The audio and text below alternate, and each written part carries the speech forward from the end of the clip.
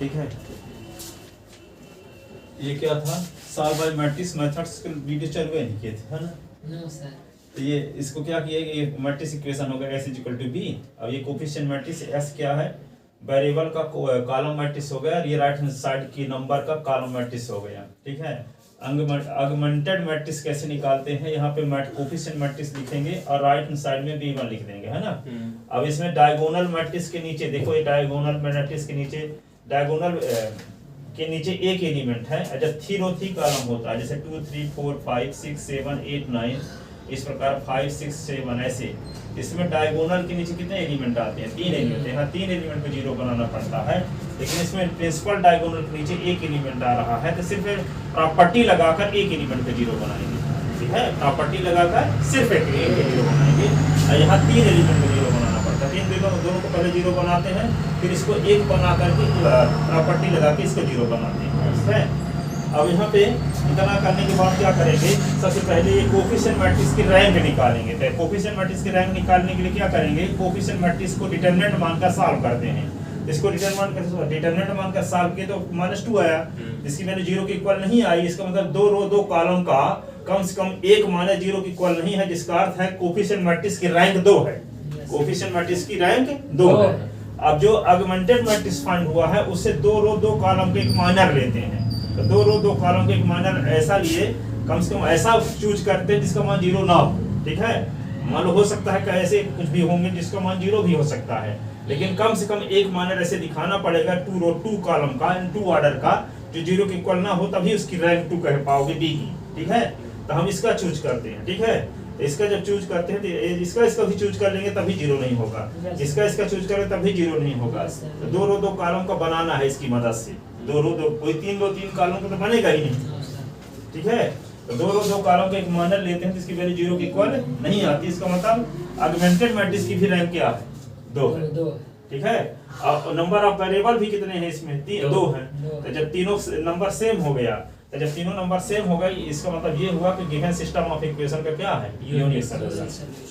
ठीक है, तो यहाँ पे क्या लिखोगे, number of variable since row of A is equal to row of B is equal to number of unknown quantity, number of unknown quantity,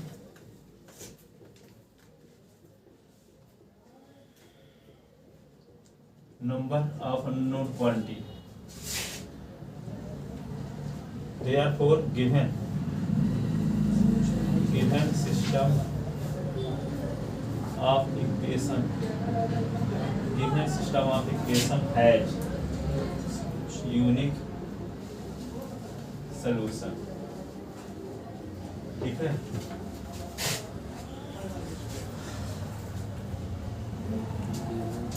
from augmented matrix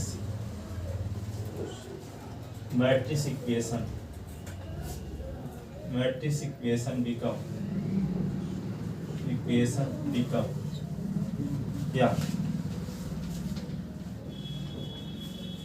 ax is equal to b1। तो एक के स्थान पे क्या लिख देंगे, ये 1 1 0 -2, 1 1 0 -2, और यहाँ क्या लिख देंगे, x y। और b1 के स्थान पे क्या लिख देंगे, 6 -4, ऐसे 6 -4, जिसका मल्टीप्लाई इसके साथ है x + y, और यहाँ क्या होगा 0x + -2y, ऐसे इज इक्वल टू क्या लिख देंगे, 6 -4, s + y is equal to 6 -2y is equal to -4, y is equal to -4 upon -2, cut गया तो 2 जाए, y इज इक्वल टू, ठीक है, s + y is equal to 6, s की value s + 2 is equal to 6, s is equal to 6 -2 से s is equal to 4, hence required solution।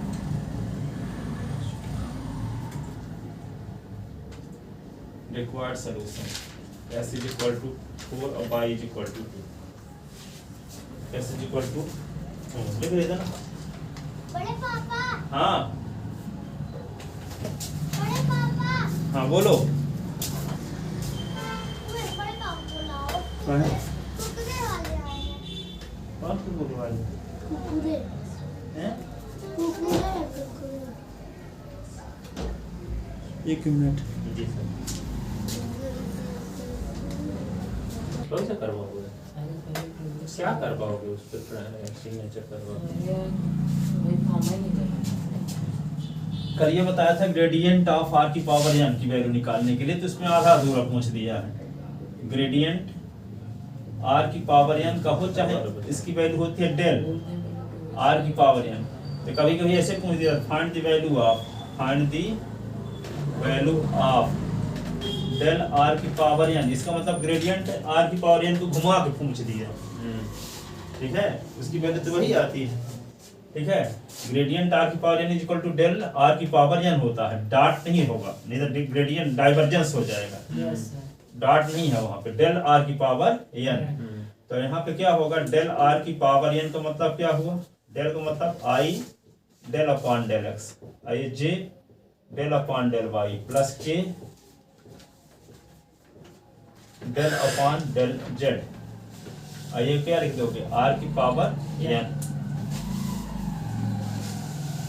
अब इसी को क्या लिख सकते हो आप, I cap del upon del X R की power N, J del upon del Y R की power N, K del upon del Z R की पावर एन। तो आई कैप ये होगा एन, अब आर की power N minus one del R upon del X, ये J N R की power N minus one del R upon del Y, ये K N और आर की power N minus one del R upon del Z.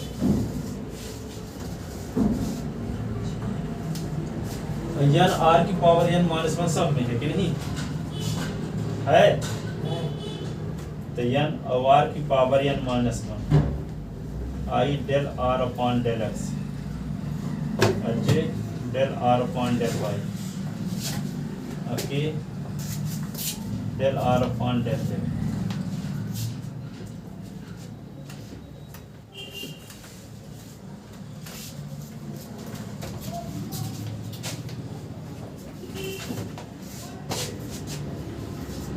अब जानते हो कि r is equal to क्या होता है,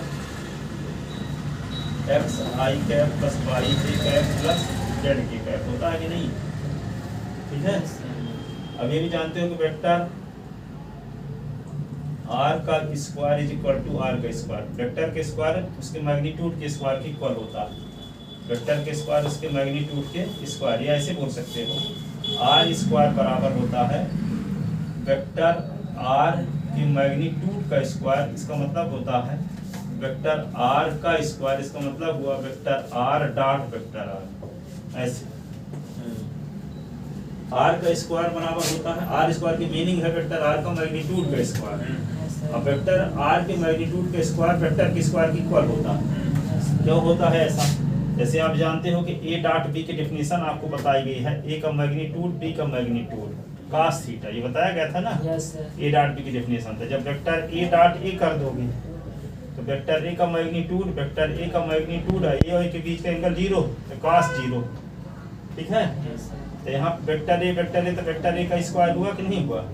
ये वेक्टर a का मैग्नीट्यूड और वेक्टर a का मैग्नीट्यूड cos 0 की वैल्यू 1, cos 0 की वैल्यू 1, तो वेक्टर का square is equal to vector a के मैग्नीट्यूड का स्क्वायर, ये चीज दो बार। ठीक है, तो वेक्टर r के मैग्नीट्यूड का स्क्वायर वेक्टर r के स्क्वायर के इक्वल होता है। अच्छा, वेक्टर r का मैग्नीट्यूड का स्क्वायर है तो इसको r स्क्वायर भी लिख सकते हैं। तो r स्क्वायर बराबर क्या हुआ, वेक्टर r का स्क्वायर। अब वेक्टर r का स्क्वायर इसको लिख सकते हैं vector r into vector r। अब वेक्टर r की वैल्यू होती क्या है, x i cap plus y j cap plus z के कैप। तो यहाँ पे r के स्थान पे लिख दोगे x i cap plus y j cap plus z के कैप, और यहाँ पे क्या लिख दोगे, फिर से वही x i cap plus y j cap plus z के कैप। अब दोनों का डॉट करोगे तो आई कैप के कोफिशिएंट का मल्टीप्लाई आई कैप के कोफिशिएंट के साथ, X square plus Y square plus Z square हो गया आर स्क्वायर की वैल्यू। जब आर स्क्वायर की वैल्यू जब X square plus Y square plus Z square, अब इसकी मदद से क्या निकालो, del R upon del X, del R upon del Y, del R upon del Z निकालो, ठीक है। क्या निकालोगे? Del Z, del R upon del X, del R upon del Y और del R upon del Z. तो निकालते हैं यही से। यहाँ पे वैल्यू रखने की जरूरत है ना, del R upon del X की, del R upon del Y की और del R upon del Z की। ये वैल्यू निकालने के लिए यहाँ पे क्या कर लेते हैं, वेक्टर आर स्क्वायर बराबर जब X square plus Y square plus Z square है तो ये क्या होगा 2r del R upon del X, ये होगा 2x और 2 कट गया, del R upon del X is equal to होगा s upon R, del R upon del Y is equal to क्या होगा वाई अपॉन आर और del R upon del Z is equal to क्या होगा Z upon are, ये होगा, ठीक है। और ये सब वैल्यू कहाँ पुट करेंगे, putting above value in equation first, ये डेल आर की पावर n में, putting above value in equation first, putting above value in equation first, putting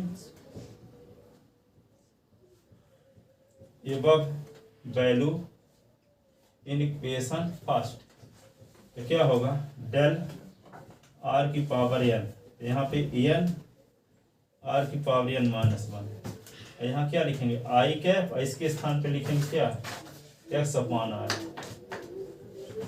जे ये होगा Y upon R, K cap Z upon are.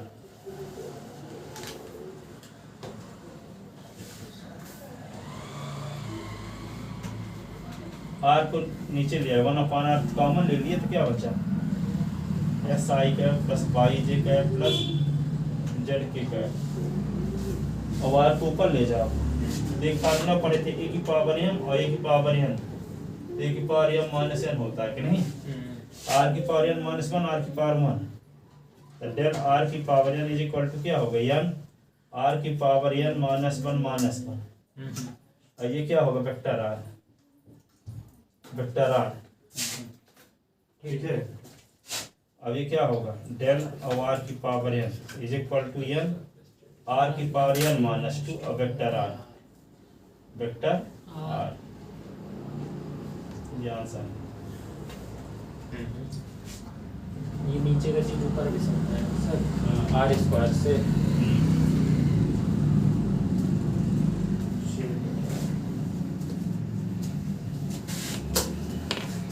दो question दिए गए थे, एक ऊपर था एक नीचे था, वो फोन दिखाना, दोनों में बहुत अंतर है, वो कितना